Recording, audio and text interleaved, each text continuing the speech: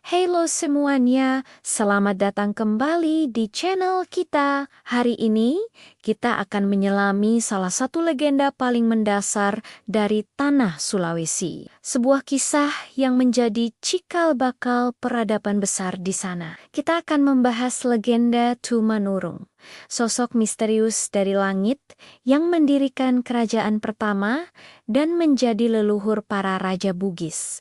Ini bukan sekadar dongeng, tapi sebuah cerita yang membentuk tatanan sosial, politik, dan kepercayaan masyarakat Bugis dan Makassar hingga kini. Siapkan diri kalian, karena kita akan berkelana ke masa lalu yang penuh keajaiban dan kearifan. Jauh sebelum kerijen-kerijen besar berdiri, Tanah Luwu di Sulawesi Selatan berada dalam kondisi yang sangat memprihatinkan. Bayangkan sebuah dunia tanpa aturan, tanpa pemimpin yang bisa dipercaya. Masyarakat hidup dalam kekacauan.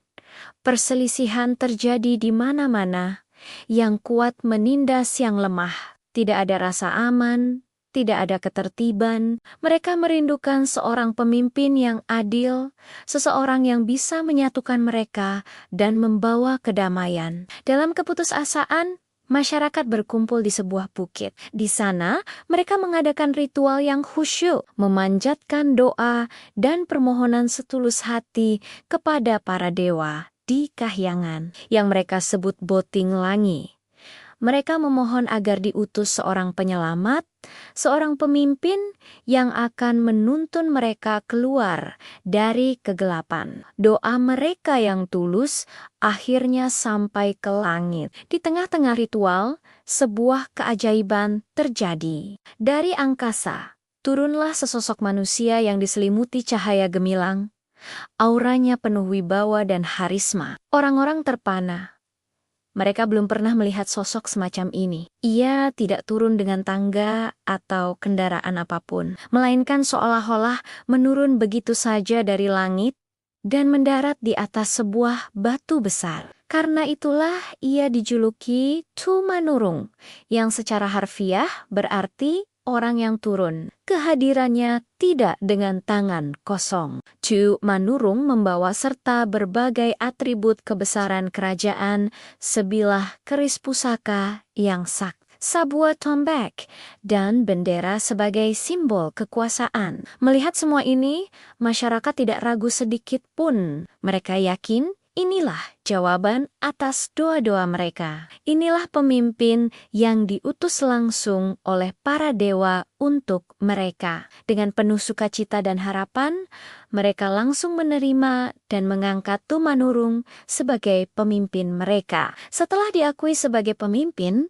Tumanurung tidak membuang waktu. Ia mulai menata kembali kehidupan masyarakat yang porak-poranda. Ia mengajarkan banyak hal. Pertama, ia mengajarkan cara bertani dan beternak yang benar agar mereka tidak lagi kelaparan dan bisa hidup makmur. Tapi yang terpenting, Tumanurung meletakkan fondasi hukum dan aturan. Ia memperkenalkan sistem adat yang mengatur bagaimana seharusnya manusia hidup berdampingan. Aturan-aturan ini mencakup segala aspek kehidupan, dari cara menyelesaikan sengketa hingga tata krama dalam berinteraksi. Di bawah bimbingannya yang bijaksana, masyarakat yang tadinya saling bermusuhan dan tercerai-berai, kini bersatu dan hidup dalam kedamaian dan ketertiban. Perlahan tapi pasti, sebuah peradaban baru mulai terbentuk. Tumanurung kemudian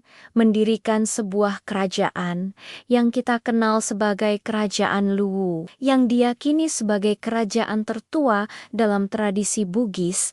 Ia menjadi raja pertama yang memerintah dengan adil dan bijaksana, dicintai oleh seluruh rakyatnya. Tumanurung kemudian menikah dengan seorang wanita dari bumi dan memiliki keturunan. Anak-anak dan cucu-cucunya inilah yang nantinya akan melanjutkan takhta kerajaan dan menyebar mendirikan karijan-karijan lain di seluruh Sulawesi Selatan. Keturunan langsung dari Tumanurung dipercaya memiliki darah putih atau darah bangsawan. Mereka inilah yang berhak menyandang gelar kebangsawanan seperti Datu atau Ana Karaeng.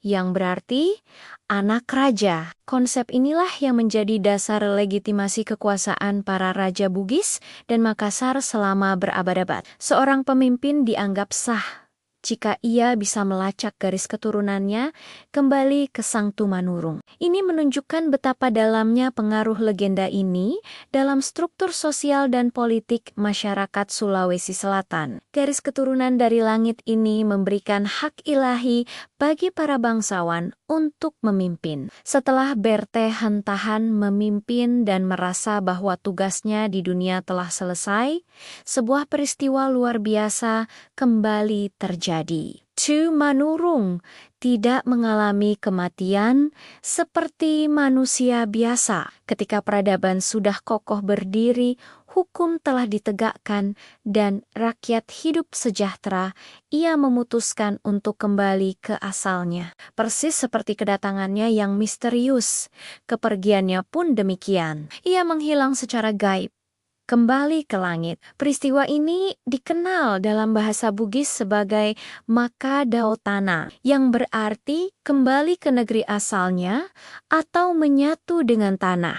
Meskipun sang pemimpin telah tiada dari pandangan mata, warisannya tetap hidup. Ajaran, sistem hukum, dan struktur kerajaan yang ia bangun terus dilanjutkan oleh keturunannya dari generasi ke generasi. Semangat dan prinsip keadilan yang ia tanamkan menjadi pedoman abadi bagi karijen-karijen yang lahir setelahnya. Kepergiannya bukanlah akhir, melainkan awal dari sebuah dinasti panjang yang dibangun di atas fondasi kebijaksanaan ilahi. Jadi, apa pesan yang bisa kita ambil dari legenda Tumanurung ini? Kisah ini lebih dari sekadar cerita tentang dewa dan manusia. Ini adalah fondasi filosofis bagi masyarakat Bugis dan Makassar tentang konsep kepemimpinan. Pesan utamanya adalah tentang pentingnya seorang pemimpin yang adil, hukum yang ditegakkan, dan ketertiban sosial sebagai pilar utama berdirinya sebuah peradaban yang maju dan makmur. Legenda ini menggarisbawahi bahwa kekuasaan sejati bukanlah berasal dari kekuatan atau paksaan, melainkan dari legitimasi, keadilan, dan kemampuan untuk membawa kesejahteraan bagi rakyatnya. Sosok Tumanurung menjadi standar ideal seorang pemimpin. Datang saat dibutuhkan, menata kehidupan, menciptakan kedamaian, lalu pergi tanpa pamrih setelah tugasnya selesai. Ini adalah sebuah pengingat abadi bahwa tujuan utama dari kekuasaan adalah untuk melayani dan menyejahterakan masyarakat. Kisah Tumanurung juga mengajarkan kita tentang harapan dan kekuatan doa. Ketika masyarakat Luwu berada di titik terendah, mereka tidak menyerah pada kekacauan. Mereka bersatu dan memohon pertolongan dengan tulus. Kehadiran Tumanurung adalah manifestasi dari harapan kolektif mereka. Ini menunjukkan bahwa dalam situasi sesulit apapun, selalu ada jalan keluar jika ada niat baik dan usaha bersama. Selain itu, legenda ini juga menguatkan identitas dan rasa kebanggaan masyarakat Bugis Makassar. Mereka percaya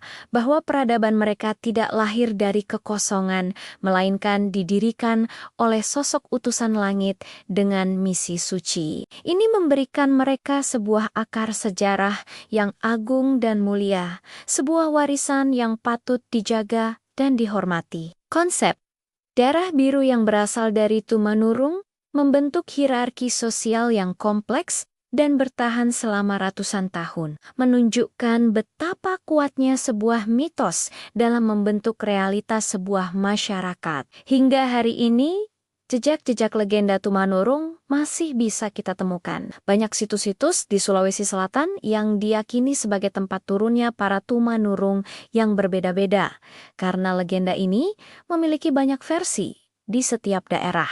Batu-batu besar atau pohon-pohon keramat seringkali dihubungkan dengan tempat pendaratan sosok surgawi ini. Nama-nama gelar kebangsawanan dan struktur adat yang ada sekarang pun merupakan warisan langsung dari sistem yang diperkenalkan olehnya. Meskipun zaman telah berubah dan sistem kerajaan telah berganti, nilai-nilai yang diajarkan oleh Tumanurung tentang keadilan, keteraturan, dan kepemimpinan yang melayani tetap relevan. Legenda ini menjadi semacam kompas moral, mengingatkan para pemimpin modern akan tanggung jawab besar yang mereka emban. Kisah ini adalah bukti bagaimana mitologi bisa menjadi jiwa dari sebuah bangsa, memberikan makna, tujuan, dan arah bagi perjalanan sejarah mereka. Itulah tadi kisah luar biasa tentang Tumanurung, sang pemimpin dari langit dan asal-usul peradaban Bugis. Sebuah cerita yang kaya akan makna filosofis dan nilai-nilai luhur. Semoga cerita ini bisa memberikan kita wawasan baru tentang kekayaan budaya Indonesia. Apa pendapat kalian tentang legenda ini? Apakah di daerah kalian ada cerita serupa tentang pemimpin yang turun dari langit? Tulis di kolom komentar ya. Saya senang sekali membacanya. Terima kasih sudah menonton sampai akhir. Jangan lupa untuk like, subscribe, dan nyalakan lonceng notifikasinya agar tidak ketinggalan video-video menarik lainnya dari kami. Sampai jumpa di cerita selanjutnya.